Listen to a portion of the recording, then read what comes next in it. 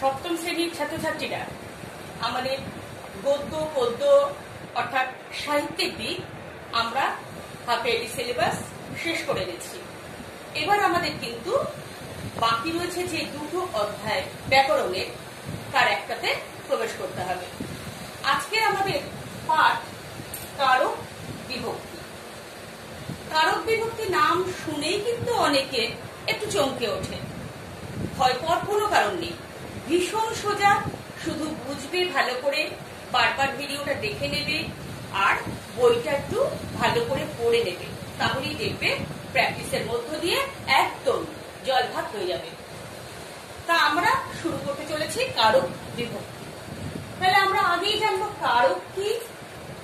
কারক কি? আমরা বাক্যে সব থেকে অবশ্যম্ভাবী একটা পদ কে জানি, কে বলতো সেটি?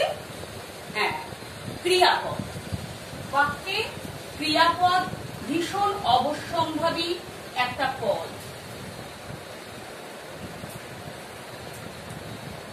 এই ক্রিয়াপদের সঙ্গে বাক্যের বিশেষ্য এবং সর্বনামের যে সম্পর্ক, সেই সম্পর্কই হচ্ছে কারক। তাহলে আমরা কি জানলাম? কারক কাকে বলে? বাক্যের বিশেষ্য পদ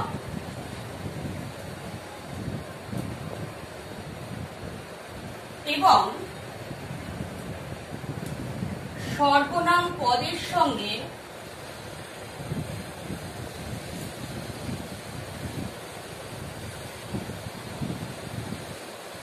ক্রিয়াপদের যে সম্পর্ক,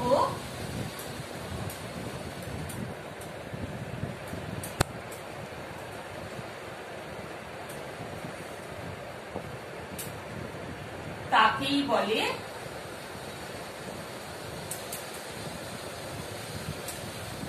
কারক। তাহলে কারক কি, সেই বিষয়টা বোঝা হয়ে গেল। এবার আমরা কারকের ভাগগুলোয় যাওয়ার আগে একটু জেনে নেব বিভক্তি কি। আমরা কারকের সঙ্গে সঙ্গে আমাদের পড়তে হবে বিভক্তি। আমরা জানবো এবার যে বিভক্তি বর্ণ বা বর্ণগুচ্ছ শব্দের সঙ্গে বসে শব্দকে পদে রূপান্তরিত করে, তাকে বলা হয় বিভক্তি। কি বললাম? যে বর্ণ বা বর্ণগুচ্ছ শব্দের সঙ্গে বসে শব্দকে পদে রূপান্তরিত করে, তাকে বলা হয় বিভক্তি। তাহলে শব্দ প্লাস বিভক্তি ইজ ইকুয়াল টু পদ। আর আমরা জানি পদই একমাত্র বাক্যে ব্যবহৃত হতে পারে, শব্দ কিন্তু ব্যবহার করা যায় না, শব্দ ব্যবহার করার উপযুক্ত নয়, পদই ব্যবহার করার উপযুক্ত। এবং পদকে আমরা কেমন করে পাই? শব্দের সঙ্গে বিভক্তি যোগ করে তবে আমরা পদ পাই। তাহলে জানলাম আমরা বিভক্তি কাকে বলে।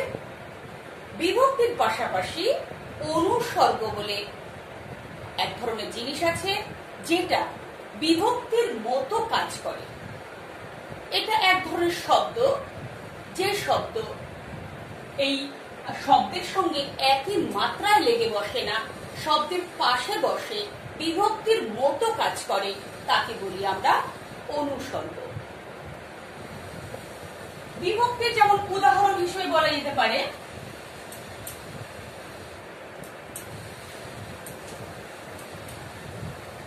কে, রে, এরে,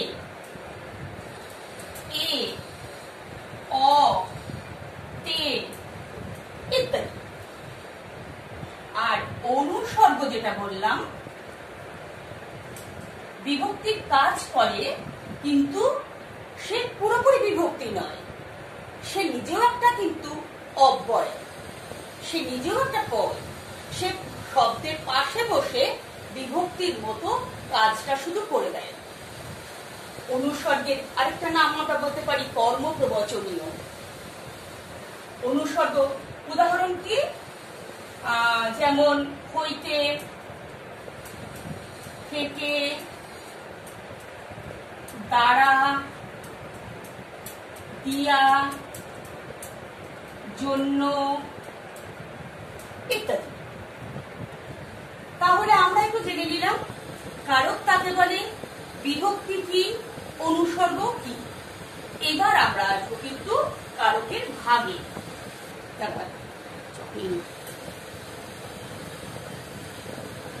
এবার আমরা আসবো কারকের ভাগে।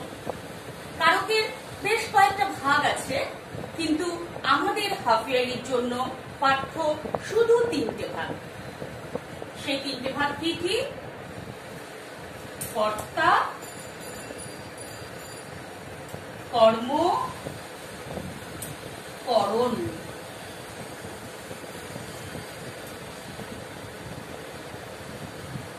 এবার আমরা প্রথমে জানবো কর্তৃকারক কাকে বলে।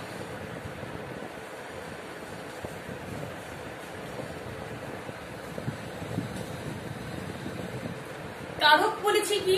ক্রিয়াপদের সঙ্গে বিশেষ্য আর সর্বনাম পদের যে সম্পর্ক তার নাম কারক। তাহলে কর্তৃকারক কি? যে ক্রিয়াটা সম্পাদন করে সেই কর্তা, সাবজেক্ট, সেই কিন্তু কর্তৃকারক। বুঝতে পারলে? ক্রিয়া যে সম্পাদন করে সে হলো কর্তা, তাকে আমরা বলি কর্তৃকারক। তাহলে আমরা কর্তৃকারক চিনব কেমন করে? একটা বাক্যের ক্রিয়াপদকে কে বা কারা দিয়ে প্রশ্ন করলে যে উত্তর পাওয়া যাবে সেটা হচ্ছে কিন্তু কর্তৃকারক। তাহলে আমরা কর্তৃকারকের এখানে পাশে লিখে নিই, কে বা কারা দিয়ে ক্রিয়াপদকে প্রশ্ন করলে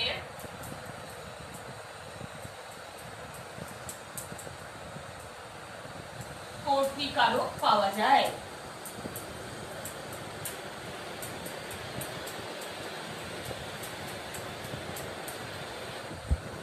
যেমন আমি ভাত খাই, এখানে ক্রিয়াপদ কে?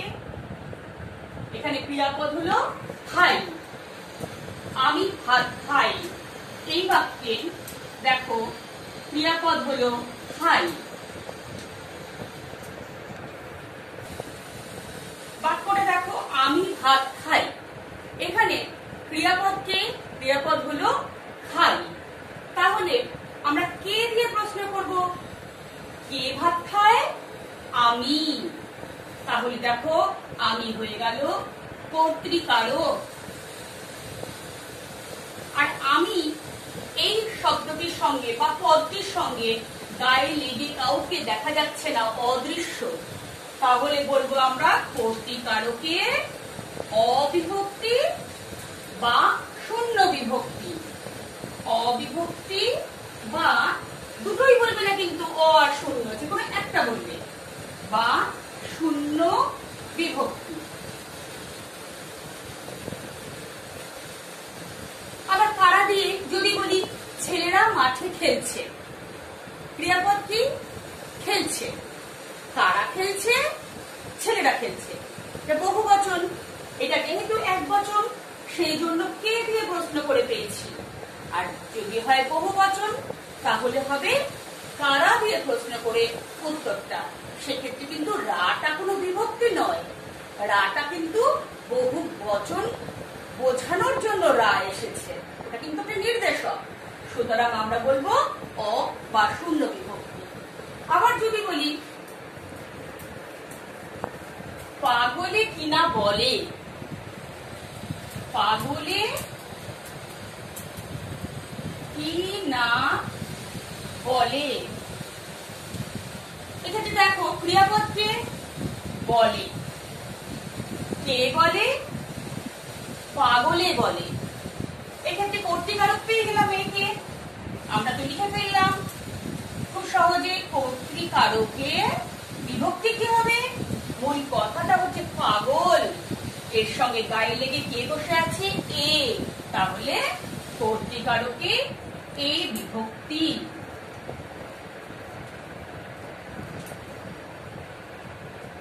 যদি বলে আমায় লিখতে হবে,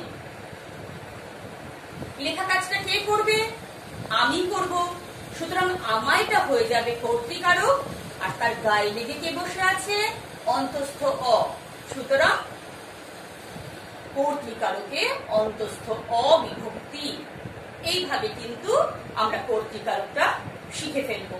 বইয়ের উদাহরণগুলো পড়বে, বইয়ে দেখবে কর্তৃকারকের অনেকগুলো ভাগ দেওয়া আছে, সে ভাগগুলো কিন্তু দরকার নেই তোমারই, শুধু কর্তৃকারকে কোন বিভক্তি এটা ভালো করে জানলেই কিন্তু চলবে।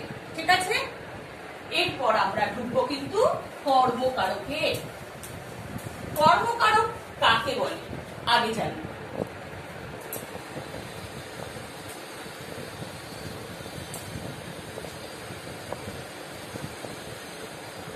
কর্তা তো ক্রিয়া সম্পাদন করে, কর্তা যাকে আশ্রয় করে ক্রিয়া সম্পাদন করে সেই হচ্ছে কর্তা, কর্ম, সেই হচ্ছে কর্ম।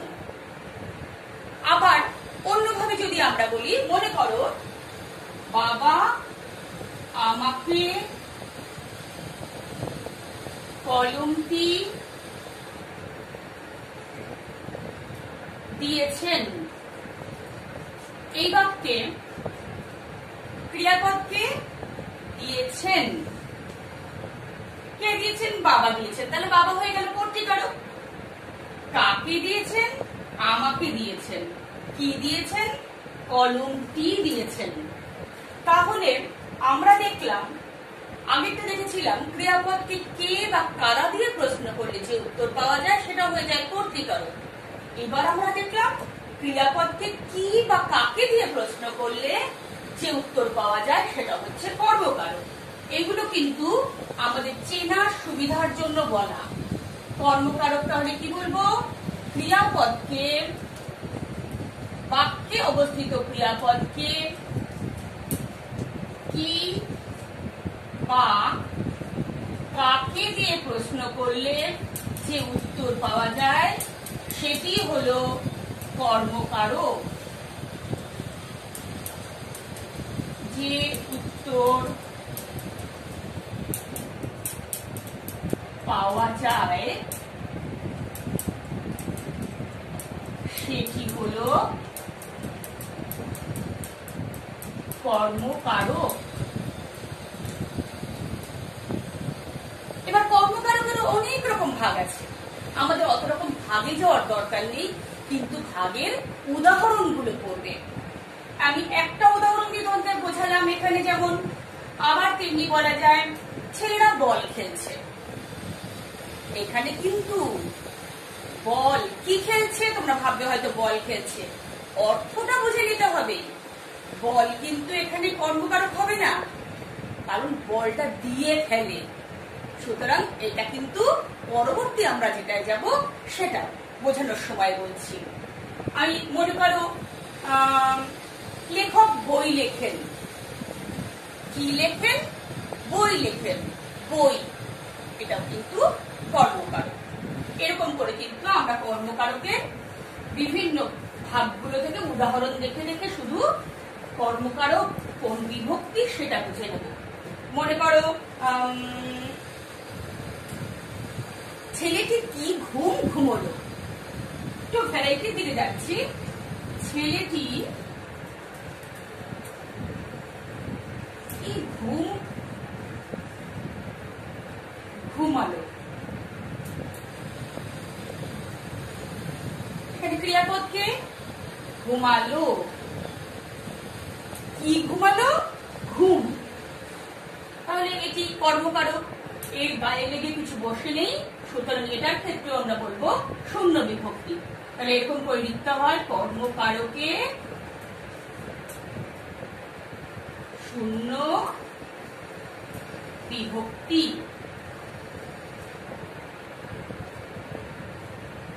বোঝা গেল? কর্মকারকে এখানে কিন্তু তোমাদের বইয়ে প্রচুর উদাহরণ দেওয়া আছে, সেই উদাহরণগুলি কিন্তু নিজেরা ভালো করে পড়ে নেবে।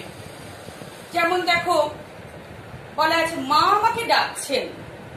কাকে ডাকছেন? মা আমাকে। আমাকে তাহলে কিন্তু কর্মকারকে কে বিভক্তি। ধোপাকে কাপড়গুলো দাও। ধোপাকে, কর্মকারকে কে বিভক্তি। হয়তো কোথাও চোর ধরা পড়েছে, সেই চোরটিকে কেউ বলছে এখনই তোমাকে পুলিশে দেব। দেবটা ক্রিয়াপদ, কাকে দেব? পুলিশে দেব। তাহলে পুলিশেটা কি হয়ে গেল? কর্মকারকে এ বিভক্তি। তাহলে আমরা দেখলাম বিভিন্ন বিভক্তি দিয়ে কিন্তু কর্মকারক হয়। এবার আমরা আসব করণকারকে।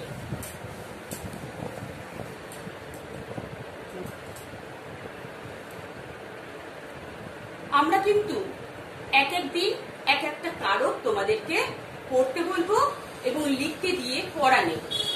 এবার আমরা আসছি করণকারকে। কর্তৃকারক বুঝলাম, কর্মকারক বুঝলাম, এবার আসবো করণকারক। আগে জানি করণকারক কাকে বলে?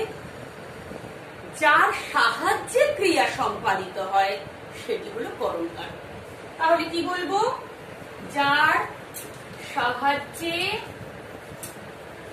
ক্রিয়া সম্পাদিত হয়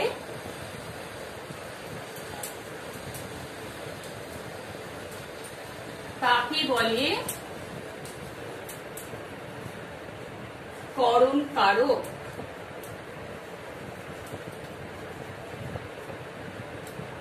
আবার আমরা চেনার সুবিধার জন্য কি বলতে পারি? যার দ্বারা ক্রিয়া হয়।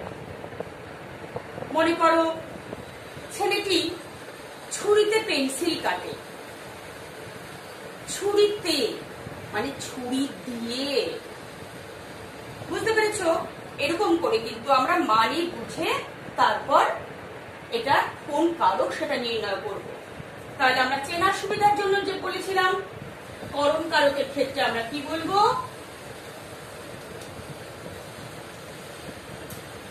ঘটে।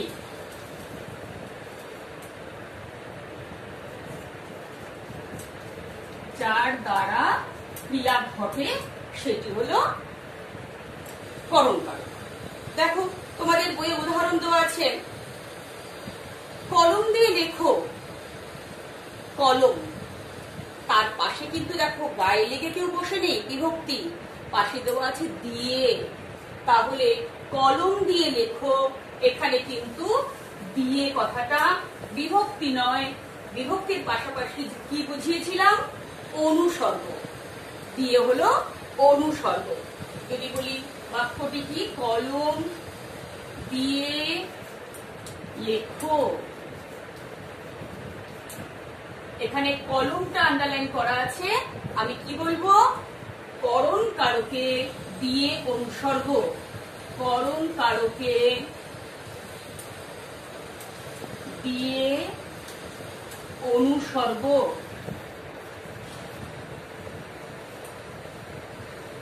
আবার একটু আগে যে বললাম ছুরিতে কলম, ছুরিতে পেন্সিল কাটে। ছেলেটি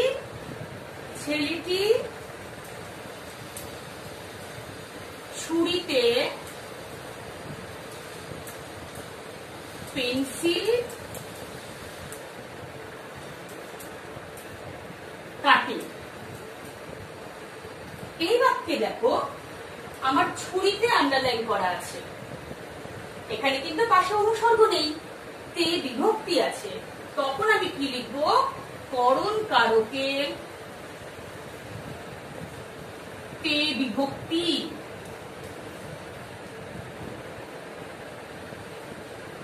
এরকম কিন্তু যখন দেখবো একটা শব্দের পাশে একই মাত্রায় বসে বিভক্তি নেই, পাশে দেওয়া আছে অনুসর্গ, তখন লিখবো অনুসর্গ।